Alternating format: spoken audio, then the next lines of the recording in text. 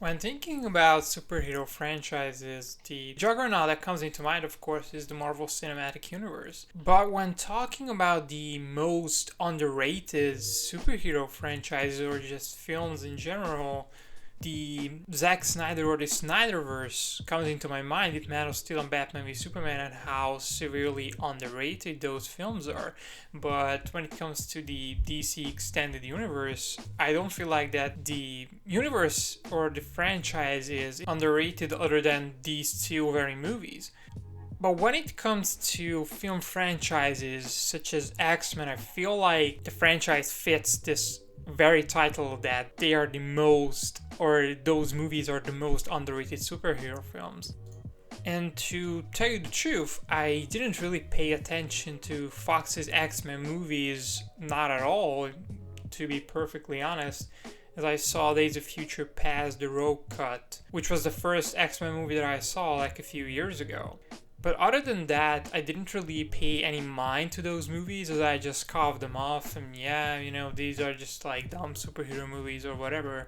But having recently watched the majority and rather the good films out of the X-Men franchise, I would say that I'm rather impressed by the stories that these films actually tell and by the films in general as well. I'm mainly referring to X-Men 1 and 2, X-Men First Class, Days of Future Past, and Logan. And what I found interesting about these films is that they took their chances, as the first movie basically starts in Auschwitz, which a prequel to the first movie, First Class, which I'm going to talk about a lot in detail, draws from the very inspiration. But as you get later down the timeline, around 2015 or 16, you could actually feel that there was this Marvel influence, not necessarily coming from the filmmakers, but from the studio itself, that they want to make as much money as possible.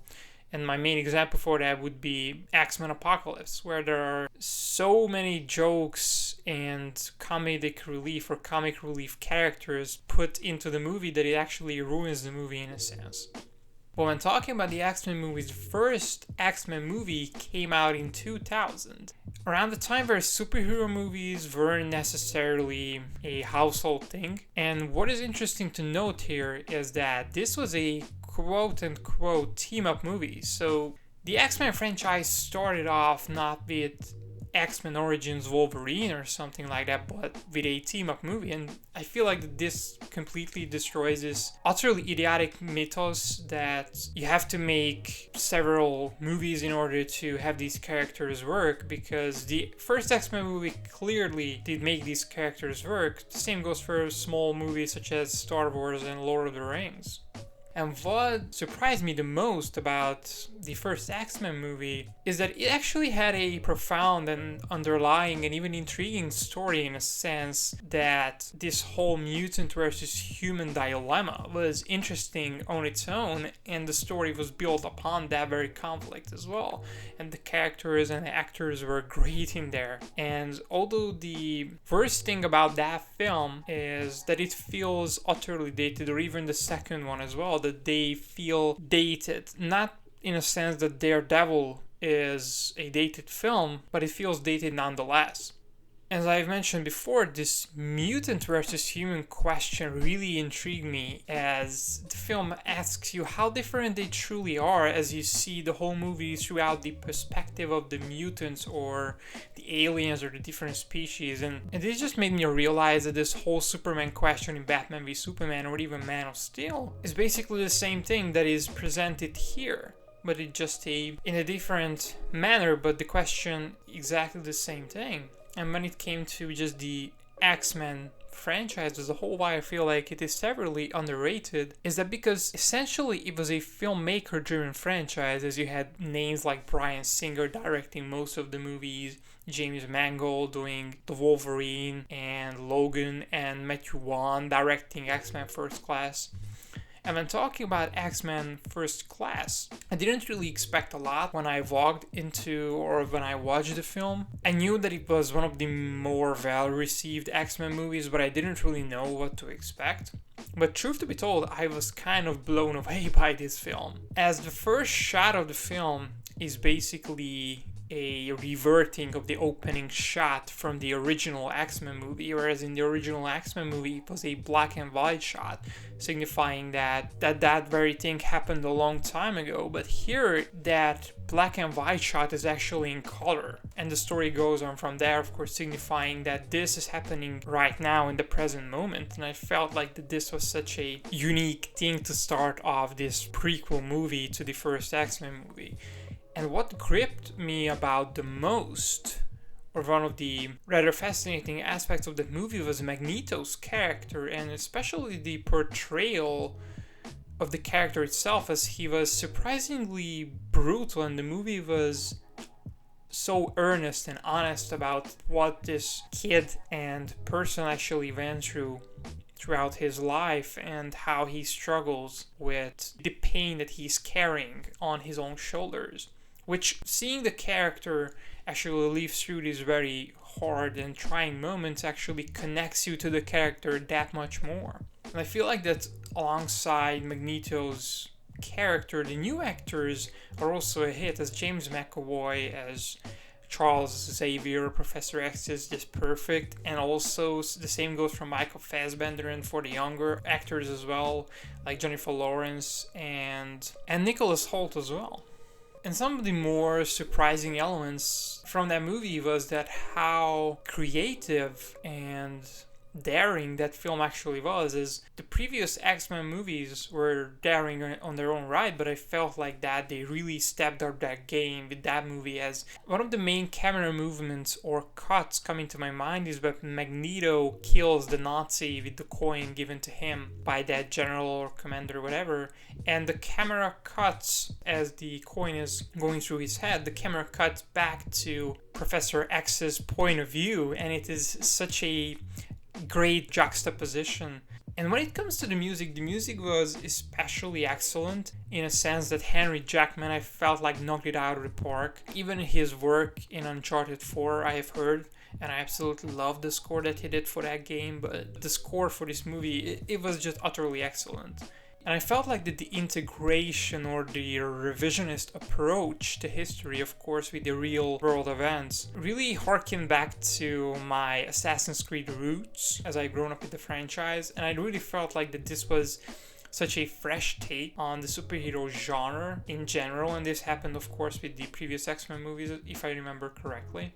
But I felt like that this movie was such an all-around great and unique experience, and this is what I want to see from every movie going into it, to get this fresh new experience. And this was directed, of course, by Matthew Vaughn, who did the Kingsman movies as well. And when it comes to one of my other highlights for this franchise, this is, of course, Days of Future Past, the Rogue cut. And what I felt like going into this movie is this was an overly ambitious project, especially given the runtime of the movie, as the movie's runtime is around 2.5 hours long or something. This is not a long movie like Batman v Superman or Zack Snyder's Justice League, but this is just a 2.5 hour movie, and even the theatrical cut was 2 hours and 15 minutes or something. And I also felt like that the integration of the old and the new cast was done utterly flawlessly, and it respected the old characters and the new characters as well. And I also felt like that this time traveling story in and of itself could be profoundly emotional, and due to the execution it was actually profoundly emotional. But what also stuck out from watching this movie is that the modern day or the future that the older characters are in is so visually interesting and striking, and the production design of these movies are always great, but this stuck to me as they didn't necessarily have to go down the extra mile to give us this much B-roll or just setting up the future of how it looks. But I felt like that going the extra mile really gave you the sense that they actually care about this franchise, as that they really cared about this movie, and that they have put a lot of work into it again. And of course, when it comes to the revisionist history, I mentioned it in First Class, I'm gonna mention it here. It was utterly great, and I absolutely love this aspect of it. It just gives you this historical importance or just gives much more context and importance to the story itself. And I feel like one of the biggest surprises for me going into this film, or just watching the film in general, was that the movie actually makes one of the most optimistic and hopeful characters into a nihilistic character.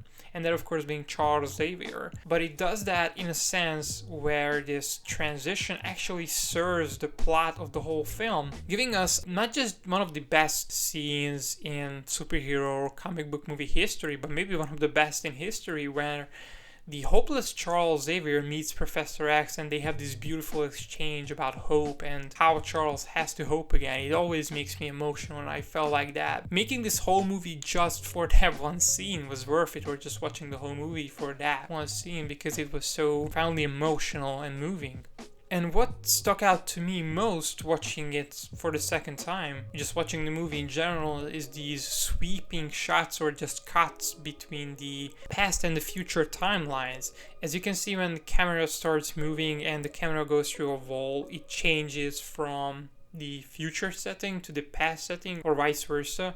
And I feel like that this is such a filmmaker-driven and passionate choice that I was enthralled to see something like that in a movie which focuses on this time-traveling aspect as well. And I felt like that this movie was such an all-round and great experience that I feel like even just when we talk about the franchise as a whole, I feel like if we just base on our decision on First Class and Days of Future Past, the Road Cut, I feel like that these two movies could actually make the whole franchise to be the most underrated, as these movies are so great and they're not talked about as much as other films in the medium or within the genre of superhero comic book movies. But what I would also like to mention here is that the box office returns for this movie was the following. The movie has made $746 million on a $200 million budget, and this was considered to be a huge success for both Fox and the X-Men movies, as prior to Deadpool and Deadpool 2, this was the highest grossing film in the franchise. And to just give you a juxtaposition, Batman v Superman made $873 million, but this was considered a failure. But here you have X-Men making less money on a similar budget, and this was considered a success. And I feel like that this just makes you think that maybe the DC Cinematic Universe or DC Extended Universe was compared to the wrong cinematic universe to begin with. The franchise also included other interesting films and takes, such as Logan or even Deadpool, which brought something new to the genre in the original. But sadly, the franchise has suffered a rather horrific end during this Disney-Fox merger, as the films such as Dark Phoenix and the New Mutants were heavily meddled by the studio, leaving very little creative output coming from the directors in their respective films. But what do you think about the X-Men franchise as a whole? Do you agree that it's the most underrated superhero film franchise, or do you have something other in mind? What are your favorite X-Men movies? I would love to hear all of your thoughts in the comments down below. Please leave a like if you have enjoyed the video, and I will see you in the next one. And until then, remember to keep it insightful.